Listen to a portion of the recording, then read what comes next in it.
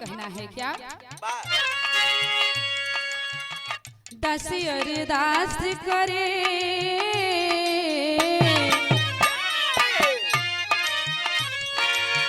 दस अरदास कर कई के हाथ जोड़िया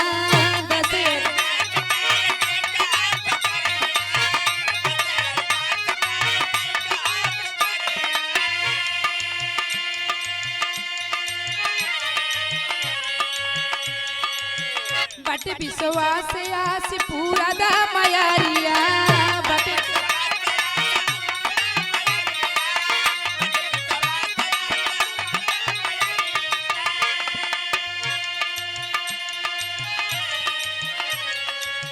दस अरदास कर कई के हाथ जोड़िया बट विश्वास आस पूरा दा मयारिया हृदय सिंधु में उठे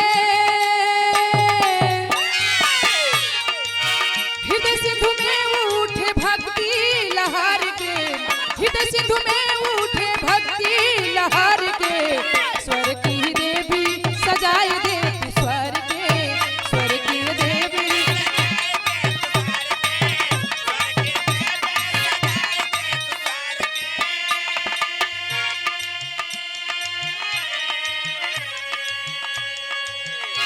साथियों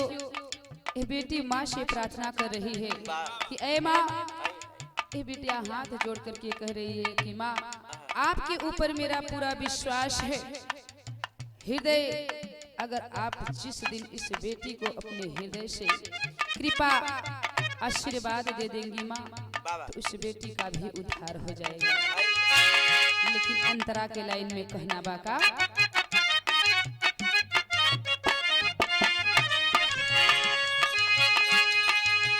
ममता मई माई ममता के प्यास बा तो हरि चरण रज में कबले तलाश बा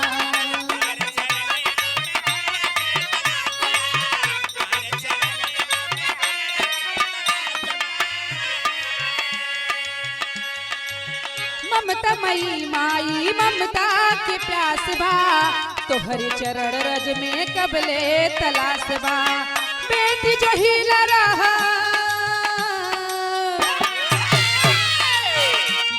जो हिल रहा दिल से हार के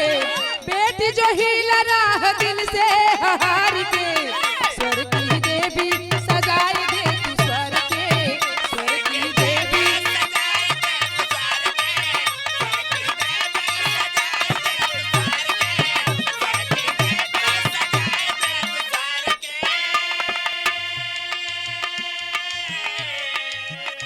हे ममता मई महतारी ये बिटिया आपके ममता के बिना प्यासी है।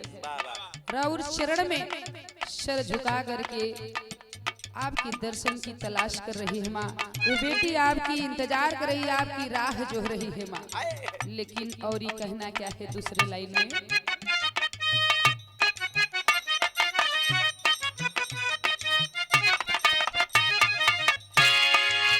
डमरुनाद शिव के बीड़ा में सजावलू शेष सुरेश मुनि नारद के बतावलू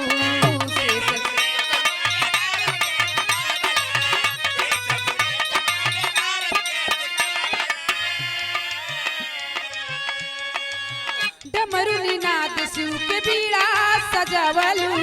शेष सुरेश मुनि नारद के बतावलू रग और रागनी के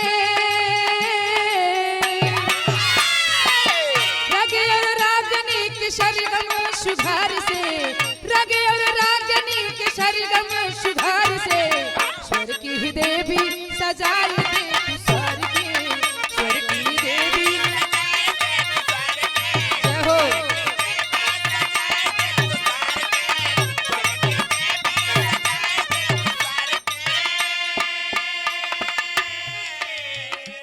हे ममता मई महतारी शारदे मैया पर्वत पर विराजमान होने वाली सभी देवताओं की लाज रखने वाली माँ, आप अगर अपनी बीड़ा से इस बेटी की स्वर में अपनी राख सजा देंगी माँ तो इस बीच में पड़ी ये नैया भवसागर से पार हो जाएगा। लेकिन कहा जाता है साथियों आखिरी भाव में यह बेटी कहती है क्या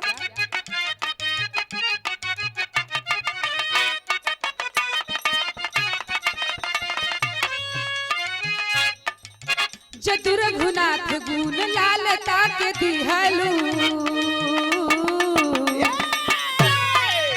चतुर गुनाथ गुण लालता के दिहलू गंगा सागर लाल जी के लिखाई सिखवलू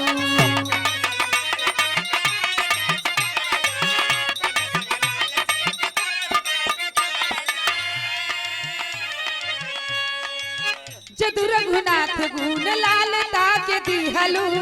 गंगा सागर लाल जी के लिखाई सिखवलू लक्ष्मी महेंद्र पर लक्ष्मी महेंद्र पर फेरिदा नजार के अरे लक्ष्मी महेंद्र पर फेरिदा नजार के स्वर की देवी अरे स्वर की देवी सजाए दे तू स्वर के